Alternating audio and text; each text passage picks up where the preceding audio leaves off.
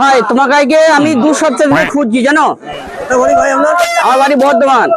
হ্যাঁ বর্ধমান লালগোলা বাড়ি। তোমার তরমুজ লেগেছে বাড়ি আমি 2 সপ্তাহ আগে। তরমুজ যে এত লাল আর এত মিষ্টি, আমি বাড়ি গেলাম, বাড়িতে আমাকে আবার পাঠালো যে ওইখান থেকে তুমি তরমুজ এসে যাও। হ্যাঁ ওই তো 35 টাকা করে ভাড়া দিয়ে তোমাকে তরমুজ, তোমার তরমুজ খেয়ে মানে বাড়িতে এত ভালো পেয়েছে, ওখান থেকে তরমুজ তোমাকে আনতে বলেছে। লাল হয় সেটা নিয়ে নাইলে গোডাউনে রেখে দিই। আমার কাছে 2-1 টাকা বেশি দিয়ে দামে কিনতে হয়। আর একটাই কি, মানুষকে ভালো খাইলে, তুমি যে বর্ধমান থেকে এসছো ভাই, তা তোমাকে আজকের দাম লাগবে না গো।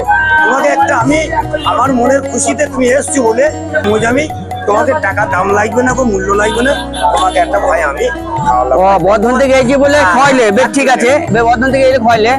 তা আমি একটা কথা ভাবি, তুই তরমুজ কি নিজে লাগাও না কি বাজারে কিনানো? আমার কেনা জিনিস। কেনা জিনিস, তা তুমি বোঝো কি করে এর ভেতরে এত মধু আছে? ওটা বাজাইলে বোঝা যাবে পাকা না কাঁচা।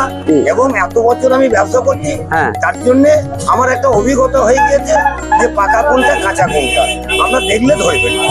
তাইলে বর্ধমানে ধরো তরমুজ গিয়ে, বর্ধমানে বাড়ি, ওখানে তরমুজ গিয়ে তোমার কাছে আমি তরমুজ কিনতে আনছি, ভালো করে বুঝে যাবা। তাইলে এখানে ভালি ভালি এবং মিষ্টি এবং উপরওয়ালা জস, এইটা কালোর ভেতরে যে লাল ভরেছে, তার জন্য উপরওয়ালার গাই ব্যবসা করছি, তার জন্য আমার অভিজ্ঞতাটা একটু বেড়ে গিয়েছে। লাল দিতে পারলে পরের দিন সেই খদ্দেরটা আমি পাই। তাইলে একটা, হ্যাঁ তুমি নিশ্চয়ই খদ্দেরকে ভালো ব্যবহার করো বলে খদ্দের তোমাকে বর্ধমান থেকে এখানে আসছে। তাহলে আমি ভালোবাসা পেয়েছি তোমার কাছে, তার জন্য আসছি, তার জন্য তোমার থ্যাংক ইউ জানাচ্ছি। হ্যাঁ বেশ, আমি গেলাম। হ্যাঁ বেশ।